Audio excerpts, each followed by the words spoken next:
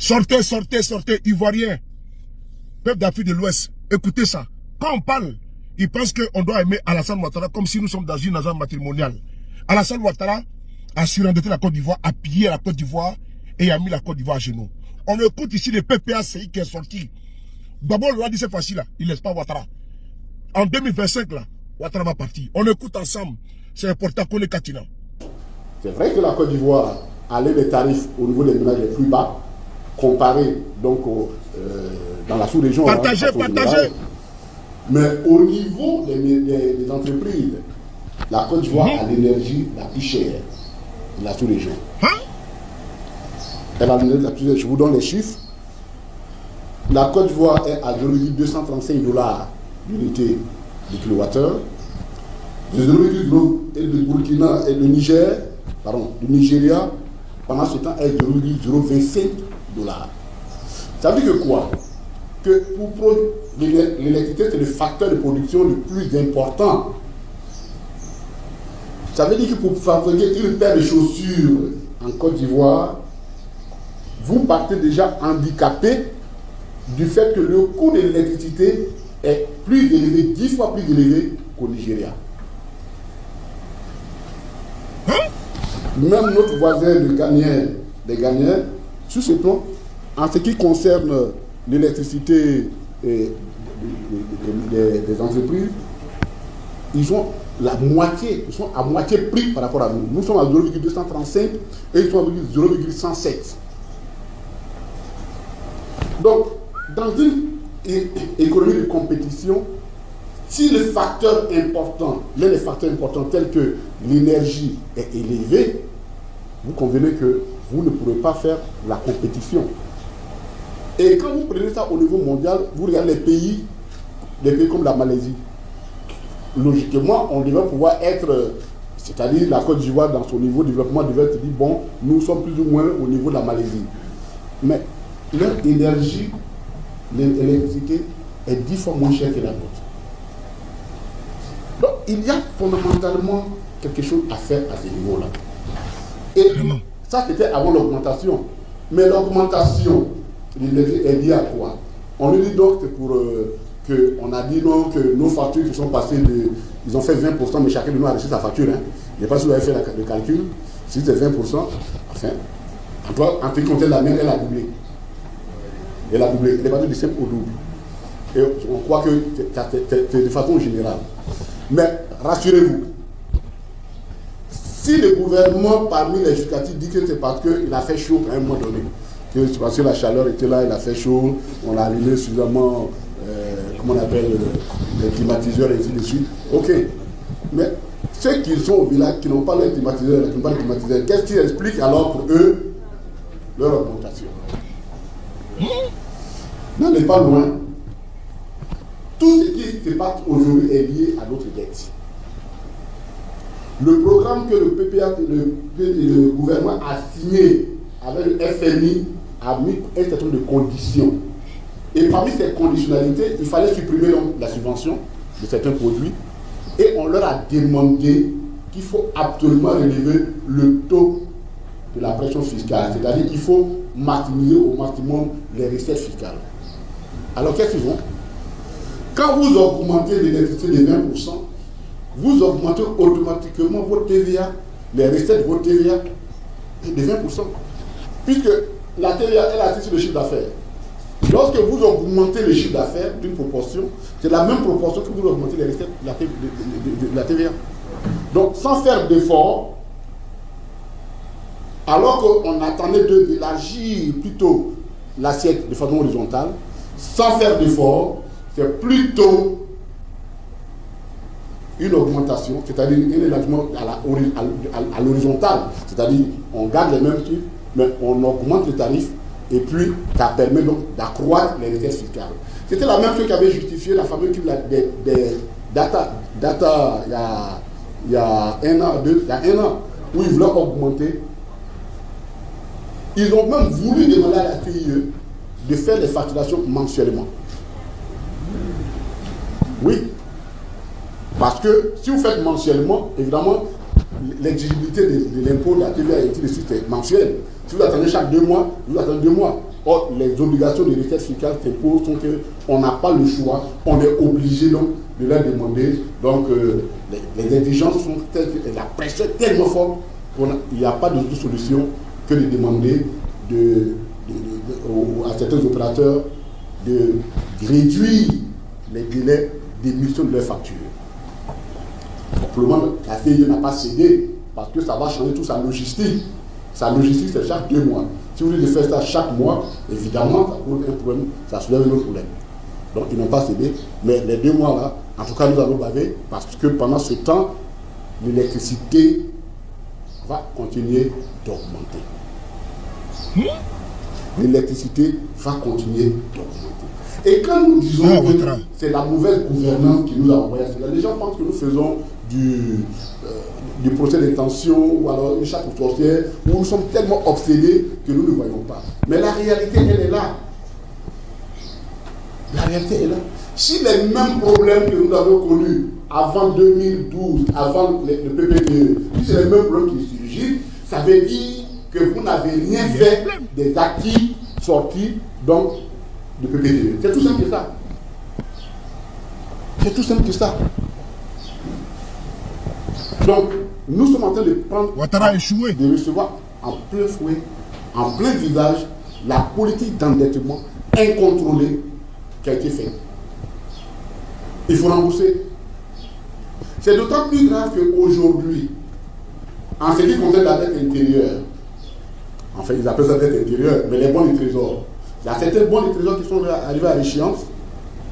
arrivés à échéance, qui devaient être payés, mais l'État n'a pas les moyens, a tout simplement demandé aux investisseurs institutionnels, c'est-à-dire qu'il y en a, on ne va pas citer leur nom, on les a obligés à prolonger donc leur souscription.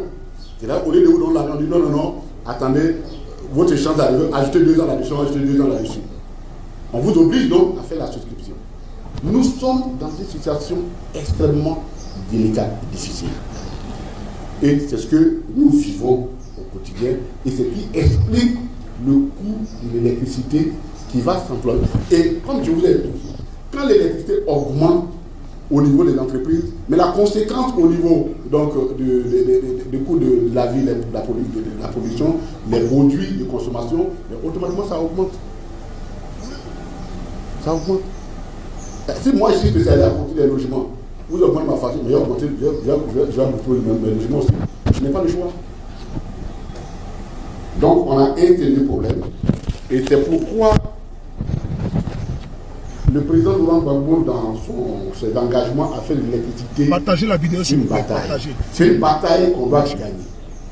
Et pour la gagner, il faut que nous reprenions la politique de l'énergie conformément à notre vision à la fois souverainiste et panafricaniste. Chers amis, nous sommes en train d'aller vers une étape, le monde est en train de se faire une reconfiguration du monde qui devant nous. Mais elle aura forcément des incidences sur notre vie.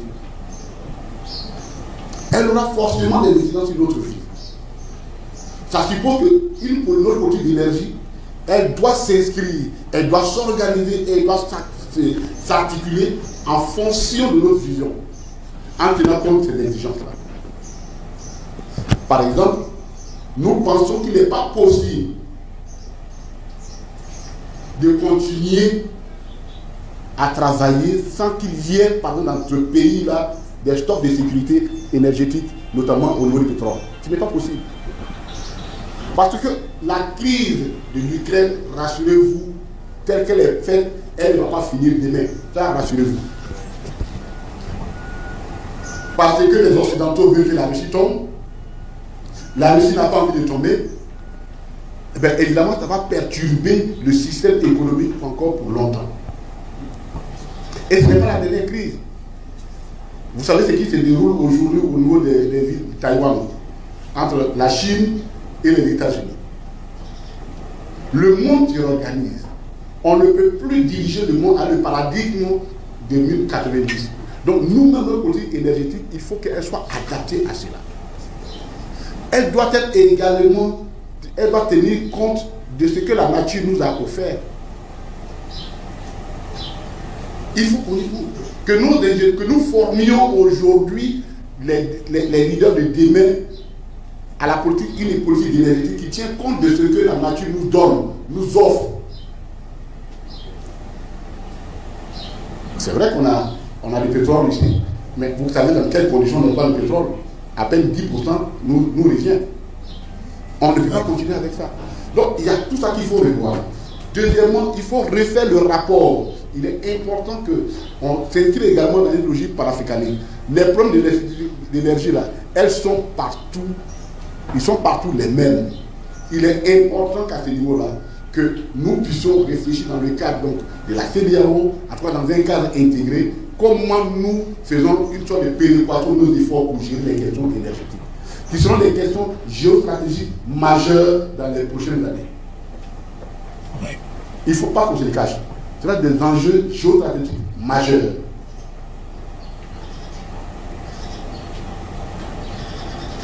Ouattara a échoué.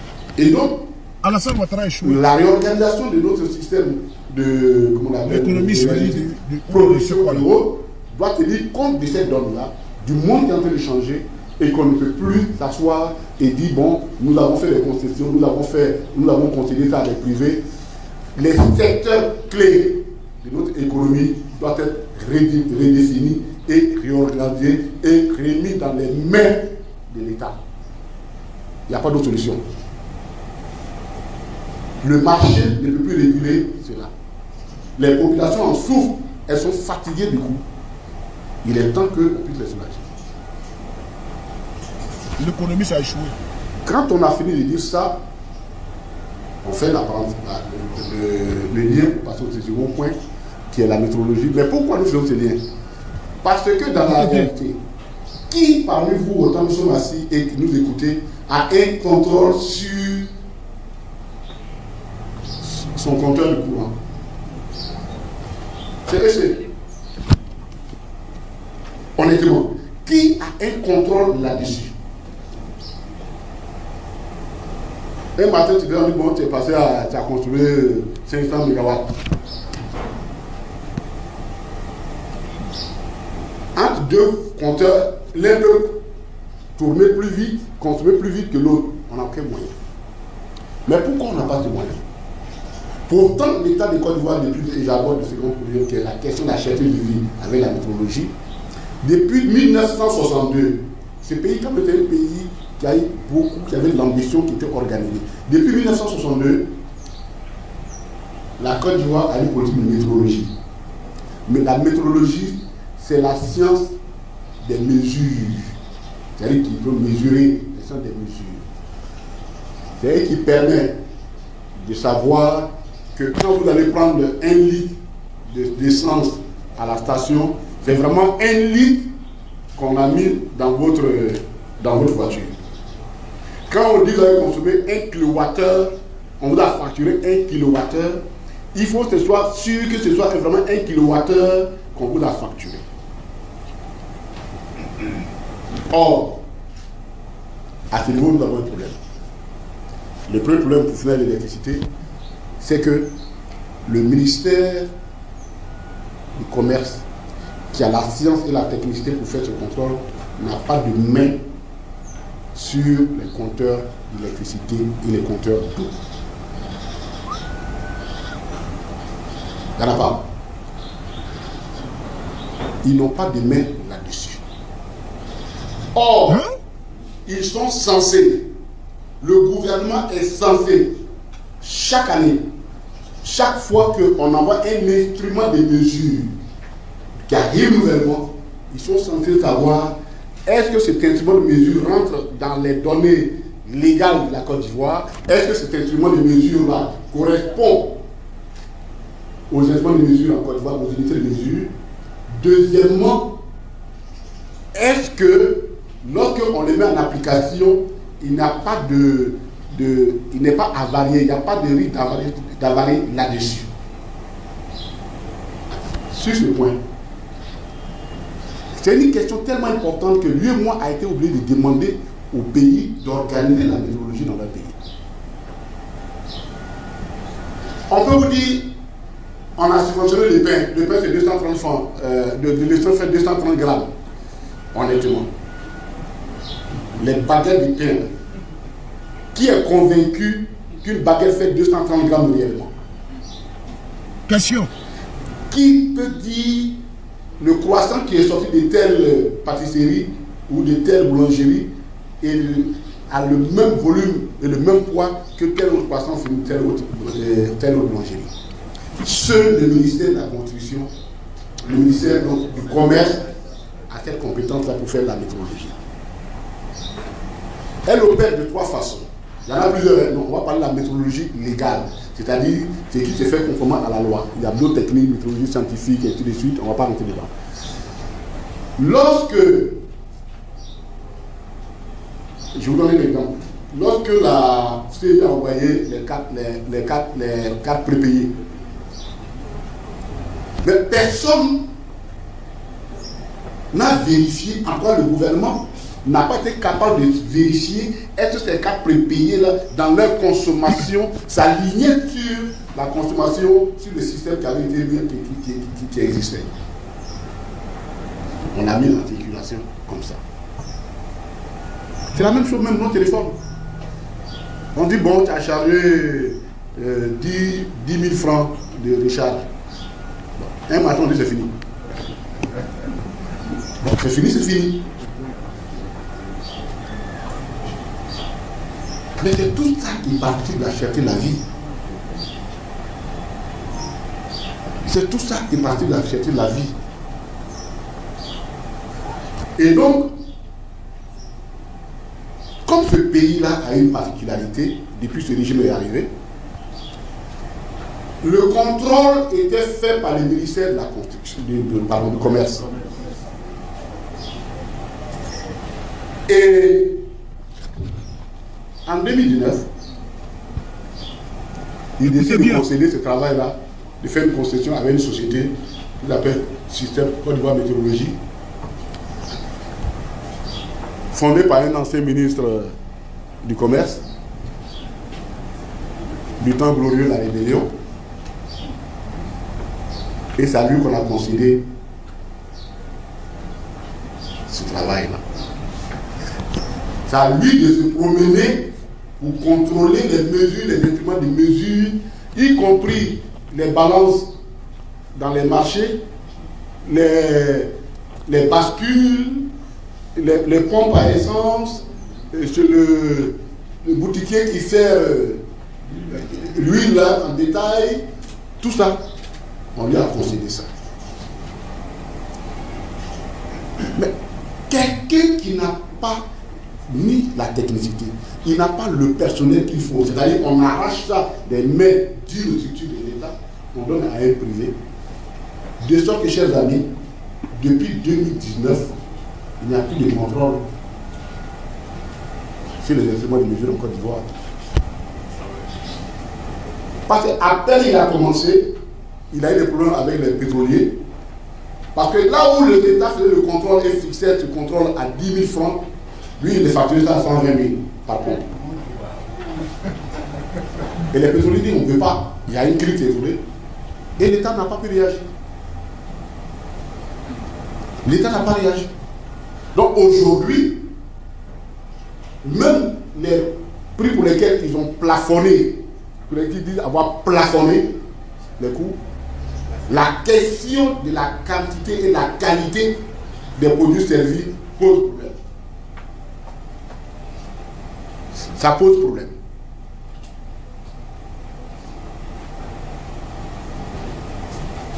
Depuis 2019, donc, nous sommes dans un pays où les instruments de contrôle ne le sont pas. C'est pourquoi vous verrez que la CIE peut se trouver avec des factures du jour au lendemain augmentées, triplées, doublées, parce qu'il n'y a plus d'instruments de contrôle.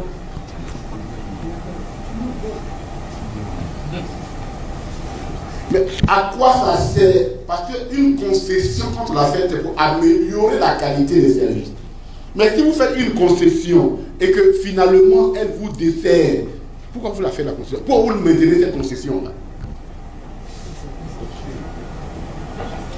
Je ne sais pas si le chef de l'État est au courant, mais ici, on informe que dans ce pays-là, les instruments de contrôle ne font plus l'objet de contrôle. Les instruments de mesure ne font plus l'objet de contrôle.